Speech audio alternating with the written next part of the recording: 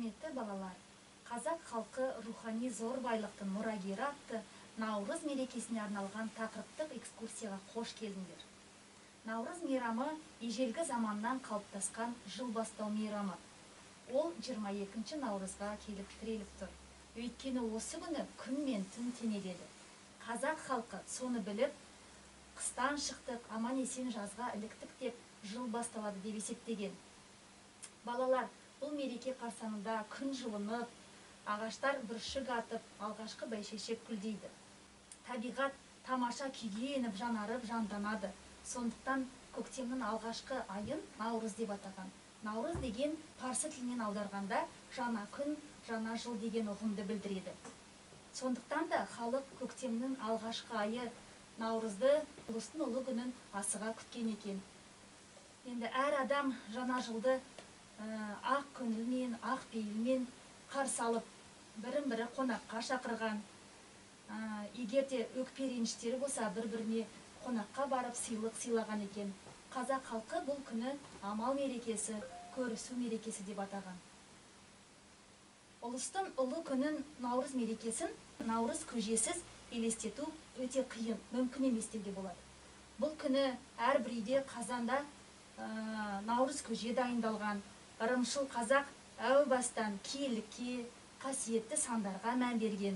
Сол себепті бұл тағамға 7 түрлі тағамды қосқан. Молшылық болсын, береке болсын деп ниет еткен екен. Табиғат бастауы су ғой, сусыз тіршілік болмайды. Сондықтан Наурыз көженің де негізі су болған екен. Оның астарында өмір, өзен, ұрпақ өріс судай тасып дегені болса керек. Қазақтың ең жақсы көретін асы дәмдерінің бірі ет. Сондықтан Наурыз көженің берекесін ет келтіреді. Көжеге үшінші дәм арпаны қосады. Арпаның емдік қасиеті жайлы барлығымыз білеміз, е балалар? Арпаны жиі пайдаланатын адамдардың қаны тазарады деген сенім бар. Көптеген ауруларға шипалы. Сонымен қатар бұл өте тойымды болады. Арпамен қоса бұл Наурыз көжемізге тары, күріш сияқты дәнді дақылдар да қосады. Жалпы Наурыз көжеге дәнді дақылдың қосудың бір мағынасы, бір тамырдан өсіп өнген дәндей ұрпағымыз көп болсын деген тілек болса керек екен. Енді Наурыз көжеге өздерін білетіндей айран немесе сүт қосады, ақ қосады. Бұның да негізінде ақ мол болсын деген ниет жатқан болар екен.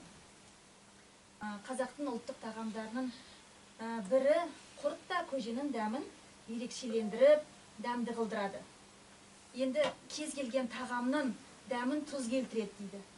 Наурыз көжеге де дәм беретін тұз 7-ші тағам ретінде қосылады. Әлбетте осы Наурыз көжегені жасаған кезде арнайы бір нұсқаулық жоқ. Әр үйде қандай тағам бар, жалпы соны апаларымыз қоса береді. Арнайы бір нұсқаулық жоқ. Әр үйде қандай тағам бар, тағамның 7 түрін қосса болды екен.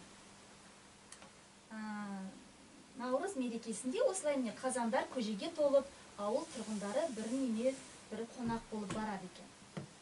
Бұрынырақтарда апаларымыз қонаққа барған кезде ыдыс алып жүрген екен. Әр үйден көже құйып алып, өз үйінің қазандығына көже қосқан. Бұл дәм тұзымыз араласып, ынтымақ бірлігіміз нығайсын, көжедей дәмді қатынаста болайық, біріміздің ырысымыз бір-бірімізге жұғысты болсын дегенді білдіреді. Сонымен міне балалар, Наурыз күні той болып, алтыбақан құрылады. Оның маңайында әртүрлі ұлттық ойындар ойнатылады екен. Қол күрес, алтын саққа, көкпар тарту сияқты ұлттық ойындар ойнайды екен. Енді мен сендерге айтқым келіп отырғаны, бүгінгі іс-шарамыз Наурыз мерекесіне арналғандықтан, сендерге де осылай қол күрес ойнатсақ қалай қарайсыңдар? Жақсы.